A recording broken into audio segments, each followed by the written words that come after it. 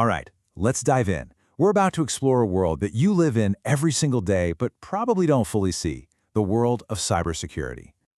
I mean, think about it. Every time you pay a bill, message a friend, or stream a show, you're relying on this huge, invisible infrastructure of data and networks.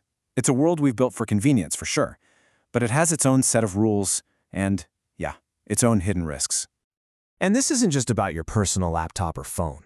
As this quote from the National Strategy for Cyberspace Operations makes super clear, this invisible world is a serious strategic space. Major organizations are constantly evaluating threats and figuring out where to focus their energy. This is incredibly serious business. So that's really the big question for us today. Because, like it or not, we're all players in this digital battlefield. And to navigate it safely, you've got to understand the rules of engagement. So what's rule number one? Well, it's knowing what you're actually defending. See, on this battlefield, the ultimate prize isn't land or territory, it's information. Your data, my data, everybody's data. And protecting all of it really boils down to three core principles.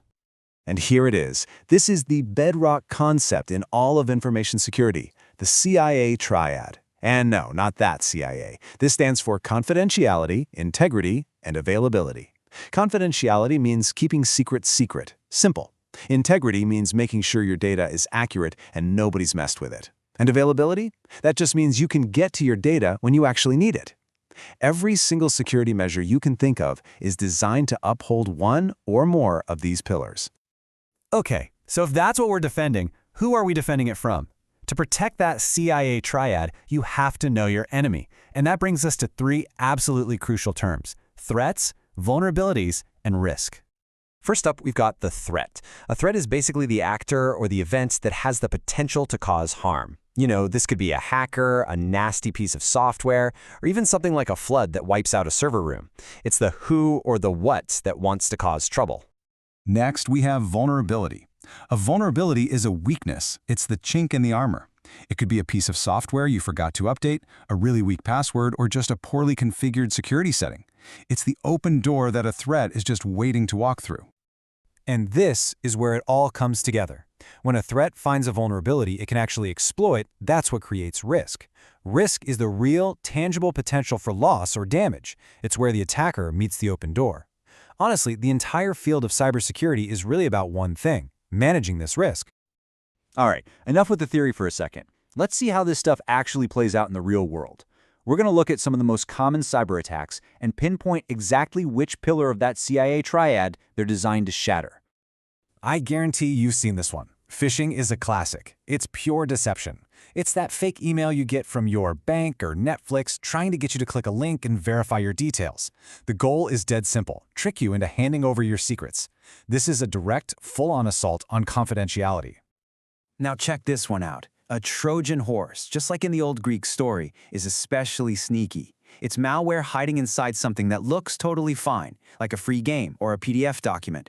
But once it gets inside your system, notice how it attacks two pillars at once? It can steal your data, which violates confidentiality, and it can alter your files, which violates integrity. It's a nasty double threat. This one is subtle but so dangerous. Data diddling is the unauthorized changing of data. Just imagine an employee tweaking payroll data right before the paychecks go out to give themselves a little bonus, and then changing it right back so no one notices. It's a pure, direct attack on data integrity. And here we have a perfect example of an attack on that final pillar, a denial of service, or DOS attack. It isn't about stealing or changing your data at all. Its only goal is to knock a system offline by completely flooding it with junk traffic. When you can't get to a website or a service you need, that is a textbook assault on availability. So, the attacks are clever, they're sophisticated, and they're everywhere. How in the world do we fight back?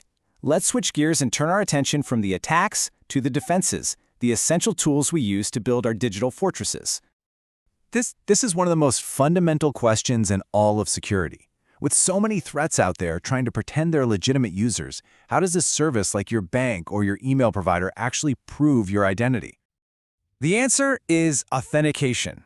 Authentication is just the process of proving you are who you say you are. Every time you type in your password, you're authenticating. It's basically the digital bouncer at the door. But let's be real, a simple password often isn't enough these days. And that's exactly why we have two-factor authentication, or 2FA.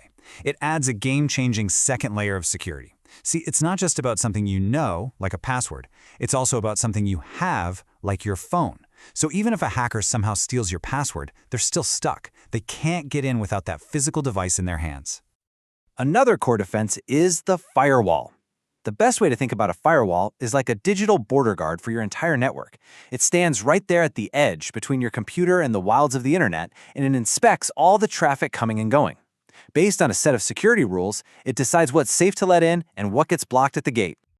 Okay, we've talked about the rules of the game, the threats out there, and some of our best defenses. But the single most important piece of this entire puzzle is you. The technology can only do so much. At the end of the day, your awareness and your actions are the ultimate line of defense. So here's how you can turn all this knowledge into action, starting today. First, use strong passwords. And please turn on 2FA wherever you can. Second, don't ignore those software updates. They literally exist to patch the very vulnerabilities we just talked about. Third, just be a little suspicious. Think before you click on a weird link or email. And finally, make sure basic defenses like antivirus and firewalls are actually turned on and running. So, we'll leave you with this final thought. In this world that we've built on data, with constant invisible attacks happening all the time, technology gives us some amazing shields and armor. But the first, the last, and the most important line of defense, that's always going to be you. Thanks for tuning in.